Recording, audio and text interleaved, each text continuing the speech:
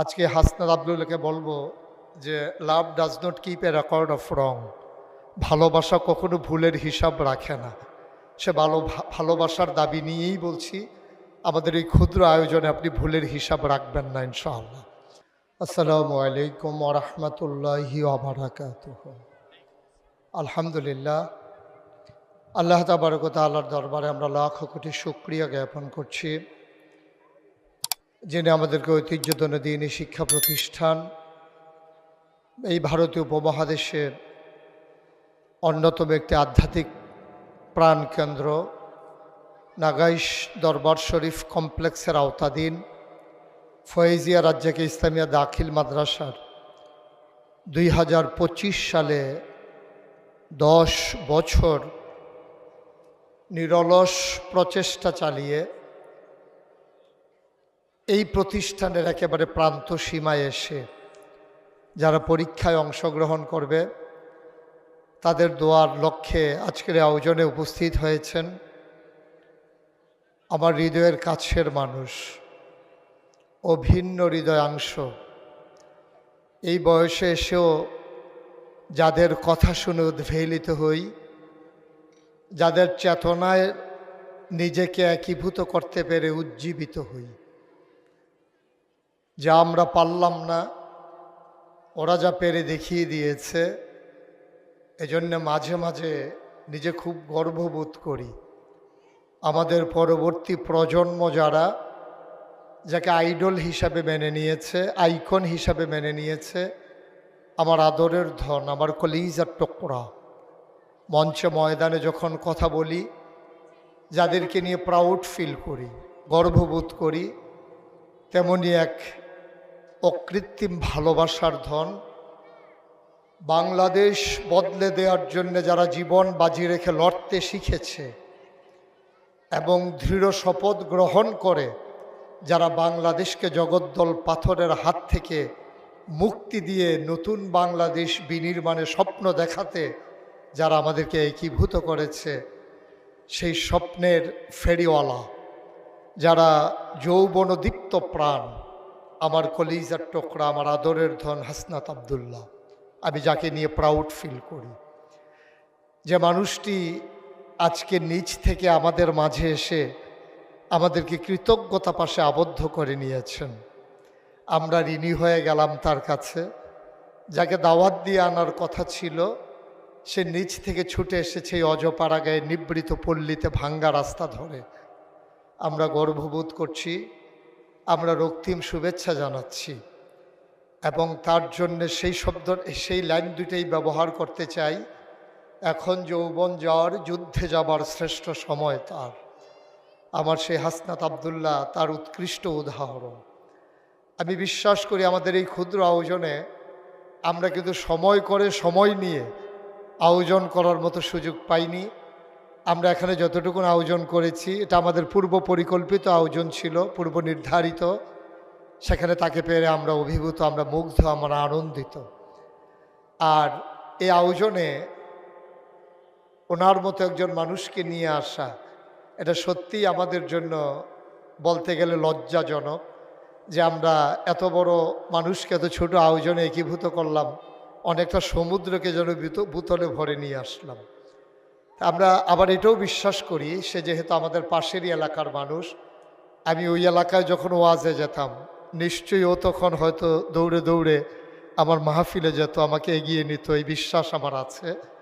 এবং আমার মনে পড়ে যতটুকু, ওর গ্রামেও যখন আমি মাহফিলে যেতাম, ওরা হয়তো দল বেঁধে ছুটে আসতো আমার কথা শোনার জন্য। আজকে হাসনাত আবদুল্লাহকে বলবো যে লাভ does not keep A record of রং। ভালোবাসা কখনো ভুলের হিসাব রাখে না। সে ভালোবাসার দাবি নিয়েই বলছি, আমাদের এই ক্ষুদ্র আয়োজনে আপনি ভুলের হিসাব রাখবেন না ইনশাআল্লাহ। সম্মানিত উপস্থিতি, আজকের আয়োজনে যেহেতু পূর্ব নির্ধারিত প্রোগ্রাম, আমাদের যিনি প্রধান অতিথির আসন অলঙ্কৃত করেছেন, আমার প্রিয় অগ্রজ, আমার সম্মানিত বড় ভাই প্রফেসর রফিকুল ইসলাম ভূঁইয়া, আজকে অনাকাঙ্ক্ষিতভাবে আরেকজন রৌনক বক্স মেহমান আজকের আয়োজনকে সুন্দর করে দিয়েছেন। আজকে অনেকগুলো ফুলের মাঝে আরেকটি ফুল ফুটিয়ে দিয়েছেন। আমাদের আবু তাহের কলেজের সম্মানিত অধ্যক্ষ, যে মানুষটির সাথে আমি অনেক আগ থেকেই তার পরিবারের সাথে আমার সম্পর্ক, জনাব মোহাম্মদ আবুল হোসেন শরণ, যিনি ইতিমধ্যে কৃতিত্বের স্বাক্ষর রাখছেন উক্ত প্রতিষ্ঠানে। আমার আদরের ছাত্রছাত্রীরা যারা আজকে বিদায় নেবে, অর্থাৎ পরীক্ষায় অংশগ্রহণ করবে, তোমাদের জন্য আমাদের হৃদয় নিংড়ানো দোয়া। অবশ্যই তোমরা ভালো করবে, আমরা সেভাবেই তোমাদেরকে গড়ে তোলার চেষ্টা করেছি। আমরা আজকে হাসনাত আবদুল্লাহকে দেখিয়ে তোমাদেরকে বলতে চাই, এমন করেই বাজি ধরতে হয়, এমন করেই পাঞ্জা লড়তে হয়, এমন করেই দীপ্ত শপথ নিয়ে এগিয়ে যেতে হয়, তাহলেই মঞ্জিলে মাকসুদে পৌঁছে যাওয়া সহজ হয়। আশা করি তোমাদের এই উপস্থিতিতে ওনার এই উপস্থিতি অবশ্যই তোমাদের জন্য পথ চলার পাথেয় হবে, তোমাদের জন্য এটা একটা হৃদয়ের খোরাক হবে। সামনের পথ চলায় তোমরা হয়তো সহজ হয়ে যাবে তোমাদের পথ চলা। আমি আপনার হাসনাত আবদুল্লাহকে বলবো, আপনি হয়তো জানেন না, আপনি হয়তো বুঝেন না অজপাড়া গায়ের মানুষের হৃদয়ের স্পন্দন আপনি নিশ্চয়ই উপলব্ধি করেন, যেহেতু আপনিও একজন অজপাড়া গায়েরই ছেলে। আপনি ওই মাটি মানুষের মাঝেই বেড়ে উঠেছেন, এ ধুলো মাখা এ মাঠের মাঝেই আপনি খেলে খেলে হয়তো এ পর্যায়ে চলে এসেছেন। আপনি যেখান থেকে লেখাপড়া করেছেন সেই প্রতিষ্ঠানটিও অজপাড়া গায়েরই একটি প্রতিষ্ঠান। কেমন করে অজপাড়া গা থেকে রাজধানী দখল দিতে হয় এটা দেখিয়ে দিয়েছে আমাদের হাসনাত আবদুল্লাহ, আমাদের গর্বের দন। আমরা প্রাউড ফিল করছি, আমরা স্যালুট জানাই, এবং আজকের এই আয়োজনে উপস্থিত হওয়ার জন্যে তাকে এই দরবার, এই মাদ্রাসা, এই গ্রামবাসী, এলাকাবাসী অর্থাৎ বাংলাদেশের সকল অজপাড়া গায়ের মানুষের পক্ষ থেকে আপনাকে হৃদয় নিংড়ানো শুভেচ্ছা। আপনি এভাবেই ছুটে আসবেন, আপনি দাওয়াতের অপেক্ষা করবেন না, আপনি এভাবেই আমাদের মাঝে এসে দাঁড়াবেন, কে সাধ্য তার জন্য আপনি অপেক্ষায় থাকবেন না। কারণ আপনি জানেন না আপনার জন্যে এই বাংলাদেশের 18 কোটি মানুষের প্রতিটি হৃদয়ে একটু করে জায়গা আছে আপনাদের সবার জন্য। হাসনাত, নাহিদ, সার্জিস, আব্দুল কাদের, তারপরে তাদের মতো যারা আছে, কায়েম সাইদ, মুগ্ধ যারা জীবন দিয়ে দিল, সাদিক আবদুল্লাহ, কায়েম সাদিক, তারপরে যারা জীবন দিল মুগ্ধ, আবু সাইদ, তাদেরকে মানুষ যেমন করে মনে রেখেছে আর আপনাদেরকে হৃদয়ে জায়গা দিয়ে রেখেছে, তাদের জায়গাটুকুন নিয়ে তারা আল্লাহর দরবারে হাজিরা দিয়েছে, আর আপনাদের জায়গাটুকুন আপনার হৃদয়ে নিয়ে এখন অবস্থান করছেন। আমরা বিশ্বাস করি বাংলাদেশের মানুষ 54 বছর পরেও স্বাধীনতার স্বাদ পায়নি। এজন্য আজও ছড়াকার দুঃখ ভরে বলতে হয়, ধরা যাবে না, ছোঁয়া যাবে না, বলা যাবে না কথা, রক্ত দিয়ে কিনেছিলাম আজব স্বাধীনতা। 54 বছরের ব্যবধানে আজকেও কবি তার কবিতা রচনা করে, ছড়াকার তার ছড়া রচনা করে, এ আজব স্বাধীনতার জন্য মানুষ জীবন দেয়নি। আমরা যখন অজপাড়া গায়ে যাই, আমরা মুক্তিযোদ্ধাদের সাথে যখন দেখা হয়, তারা আমাদেরকে জড়িয়ে ধরে চোখের পানি মুছে দিয়ে বলে যে হুজুর, এই দেশের জন্য আমরা জীবন দেই নাই, এই দেশের জন্য আমরা রক্ত দেই নাই। নিশ্চয়ই তারা আজকে বুঝাতে চায় এ হাসনাত আবদুল্লাদের যে বাংলাদেশের স্বপ্ন, এই বাংলাদেশের স্বপ্ন দেখেই তা 54 বছর আগে তারা জীবন দিয়েছিল।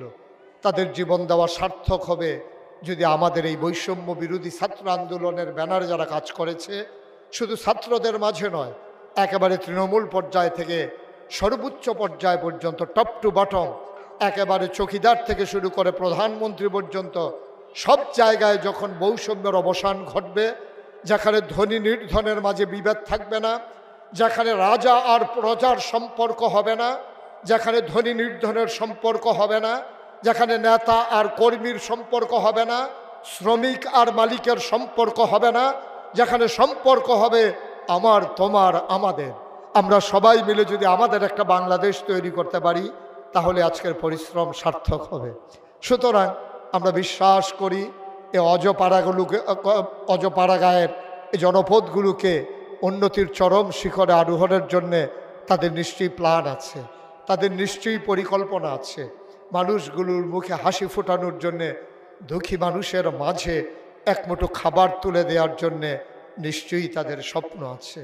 বিশ্ব যখন আজকে কম্পিউটারাইজড, গোটা বিশ্বকে যখন বলা হচ্ছে গ্লোবাল ভিলেজ, কিন্তু তারপরে আমরা দেখতে পাচ্ছি মানবতা আজকে ভুলণ্ঠিত। আজকে আমরা পার্শ্ববর্তী কাশ্মীরের ঝিলাম নদীর স্বচ্ছ স্ফটিকের মতো পানিকে দেখি, সে মুসলমানের রক্তে রঞ্জিত। আরাকানের মুসলমানের রক্তে আজকে নাফ নদীর পানি রক্তে রঞ্জিত। ফিলিস্তিনের মুসলমানের ধুধু মরুভূমির সেই ধুধু মরুভূমি আজকে ফিলিস্তিনের ছোট্ট শিশু আর কিশোরের রক্তে রঞ্জিত। এর মাঝ থেকে জাতি, গোটা মুসলিম উম্মা সহ গোটা মানবতা মুক্তি চায়। দেশের মানুষ মুক্তি চায়। অজপাড়াগাঁয়ের মানুষ স্বস্তির নিঃশ্বাস ফেলতে চায়, প্রাণ খুলে ওরা হাসতে চায়। আর হাসি ফোটানোর কারিগর আমার হাসনাত আবদুল্লাহ, আমার সার্জিস, আমার সাইদ, আমার নাহিদ, ওরা নিশ্চয়ই ওরা এগিয়ে আসবে, দেশ বিনির্মাণে ভূমিকা রাখবে। অজপাড়াগাঁয়ের মানুষের পক্ষ থেকে আমি এনশিওর করতে চাই, আমরা যেমন আপনাদের পাশে ছিলাম, আমরা আছি, আমরা থাকবো ইনশাআল্লাহ। এর জন্য যা করা দরকার আমরা তা করার জন্য প্রস্তুত। সবাইকে হৃদয়ের উষ্ণতা, গভীরতম প্রদেশের ভালোবাসা, আন্তরিক মোবারকবাদ জানিয়ে আবারও হাসনাত আবদুল্লাহকে এই অজপাড়াগাঁয়ে ছুটে আসার জন্যে তাকে রক্তিম শুভেচ্ছা জানিয়ে, হৃদয়ে নিংড়ানো ভালোবাসা জানিয়ে আমার কথা শেষ করা লাগবে।